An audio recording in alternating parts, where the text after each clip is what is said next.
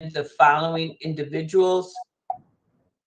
No, this is actually what I need to do is have a motion to recommend a slate of a nominee to the president for the position of nominee for position on the health system board. This is just one nominee, right? Yeah, just one nominee. Let me see. Wait. So what I need is a motion for us to vote on the two candidates. We will only select one. I'm sorry, Debbie. Go ahead. I'm sorry. No, go ahead.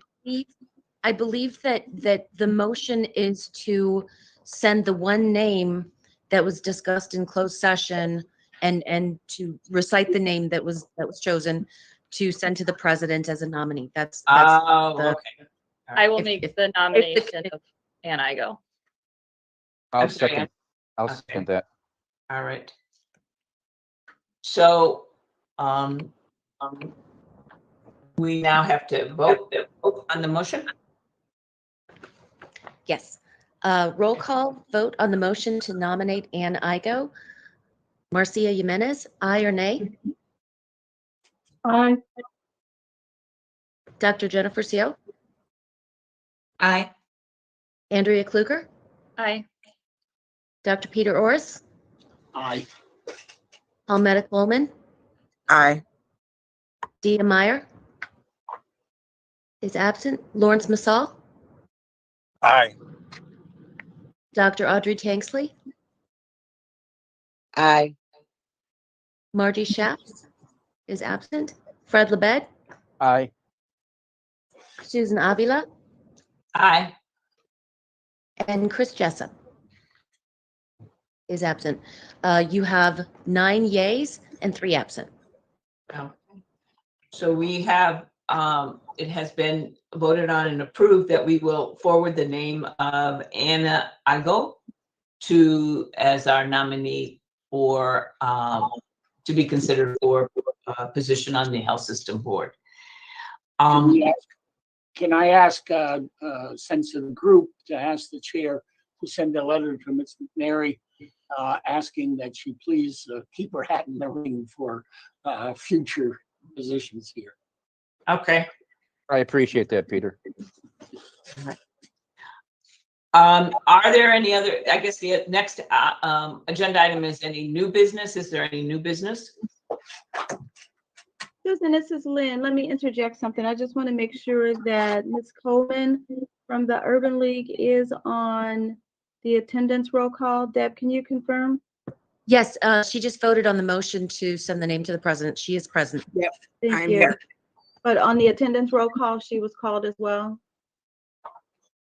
She is marked as being present in attendance. Yes. Thank you. And Dr. Orris, may I ask a clarifying question on on what you just said about sending a letter? I just want to make sure I have that correct. I'm not too good at those, but okay. Just what was the exact description of?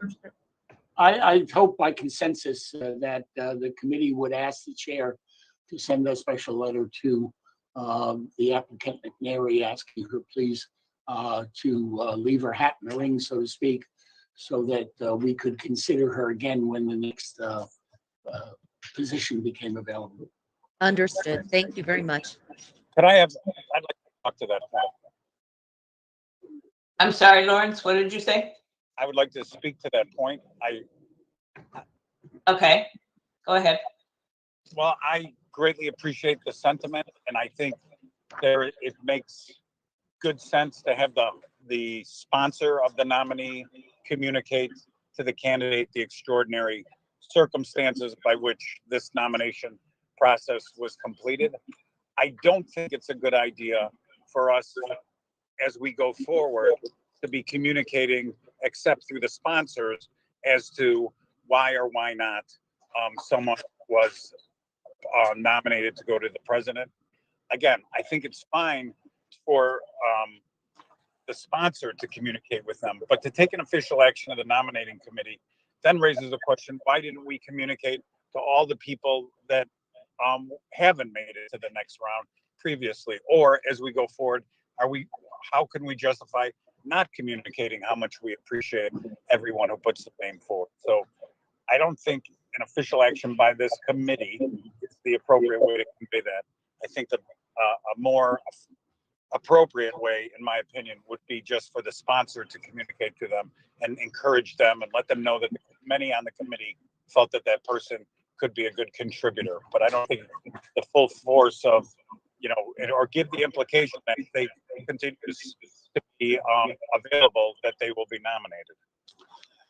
I take your point well, Lawrence. On the other hand, the conversation did not include contributions from all members of the committee. So without maybe a straw vote to indicate that there is that kind of support, I was making some assumptions in that. And that's why I thought it was an informal thing. I guess without objection, if Fred would take those sentiments to her, that would be fine as well. But I don't want to speak for the other members of the committee, nor belittle the potential of a conflict that may have to be adjudicated by the lawyers, etc. So I don't know how to do that. Well, I could certainly, as a sponsor, this is Fred, I can certainly communicate that to Ms. McNary. I can certainly do that. That said, Peter, I think I really appreciate that gesture of yours. And that said, Lawrence, I agree with you. This might be a precedent that we may not want to create. Okay. All right. So go ahead. I'm sorry. Is there? All right. All right. So we have agreement. Go ahead. I'm sorry. So we have agreement that Fred, please, I think we always thank and really understand the effort that candidates have in putting together their resumes and their applications. So clearly expressing that we will certainly be doing this again and looking forward to seeing their names and their dedication again and discussing it. I think also it may be an important thing to clarify, and we can talk about this later, as what if you're actually an owner of a company, we may want to clarify that out if she wants to resubmit her name, because I do think that does present some unique questions. Is there any other new business?